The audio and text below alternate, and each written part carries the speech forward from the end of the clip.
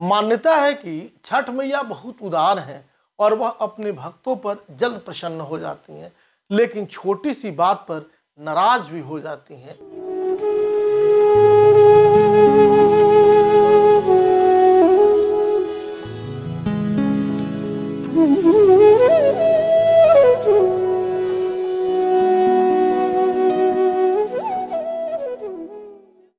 नमस्कार, मैं हूं डॉक्टर श्रीपति त्रिपाठी। छठी मैया का आशीर्वाद प्राप्त करने के लिए इनकी पूजा में कुछ बातों का विशेष ध्यान रखना चाहिए।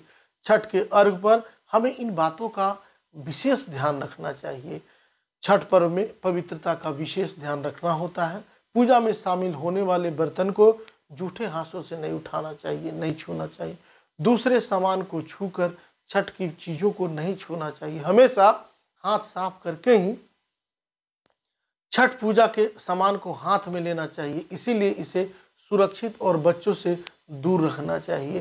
छठ पर्व की मान्यता है कि आप जो भी फल छठी मैया को चढ़ाते हैं वह जूठा और खंडित ना हो, सड़ा हुआ ना हो, कटा हुआ ना हो, फल फूल साफ और शुद्ध हो। उनकी ही छठ मैया के व्रत में प्रसाद के रूप में भेंट करने का नियम है।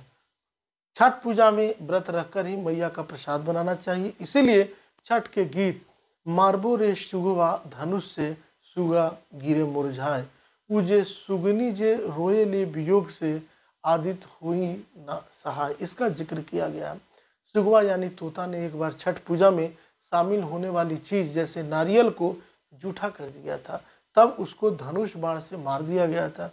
और फिर सुगनी जो है, सुगमी तोते के लिए छठ का व्रत करके विनती करती है तो मैया उसकी फिर से उन्हें जीवित कर देती है। इस पर्व के गाने के द्वारा पूजा में शुद्धता और पवित्रता के बारे में वर्णन किया गया।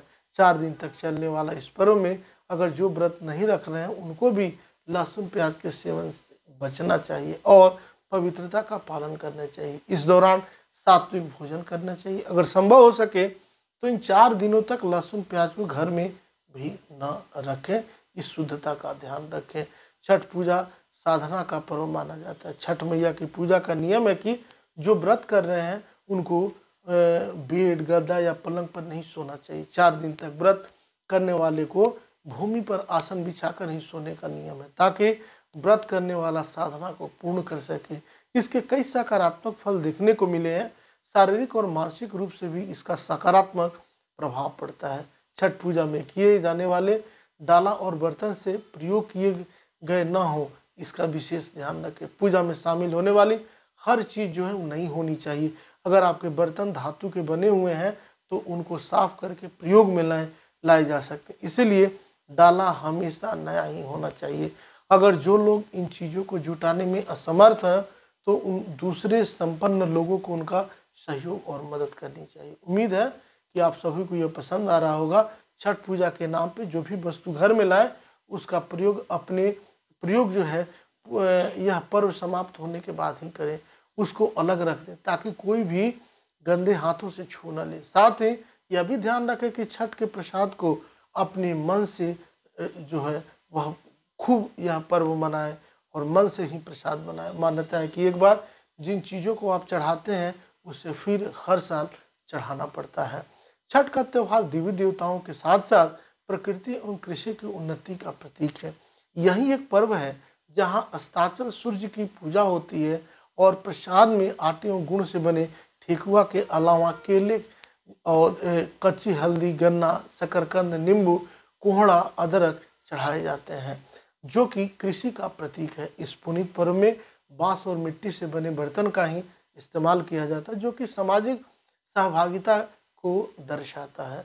और ग्रहों के राजा सूर्य को भगवान विष्णु का प्रत्यक्ष रूप माना जाता है। कार्तिक मास में भगवान विष्णु जल में निवास करते हैं। मान्यता है कि नदी या तालाब में कमर तक प्रवेश कर अर्घ देने से भगवान विष्णु और सूर्य दोनों की पूजा एक साथ हो जाती है।